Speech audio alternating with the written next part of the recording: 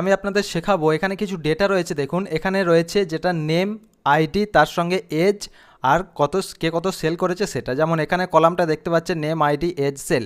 তো এখন বিষয় হলো এখানে ডেটাগুলো একসঙ্গে আছে।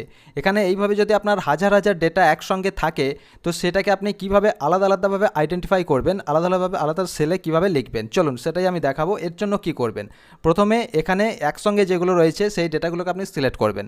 সিলেক্ট করার পর চলে আসবেন এখানে ডেটায় আসার পর টেক্সট টু কলাম এখানে ক্লিক করবেন। ক্লিক করার পর এরকম একটা উইন্ডো ওপেন হবে। এখান থেকে আপনাকে কিছু করার দরকার নেই, নেক্সট অপশানে ক্লিক করবেন। এরপরে ট্যাবে সিলেক্ট থাকবে, এটাকে আনসিলেক্ট করবেন।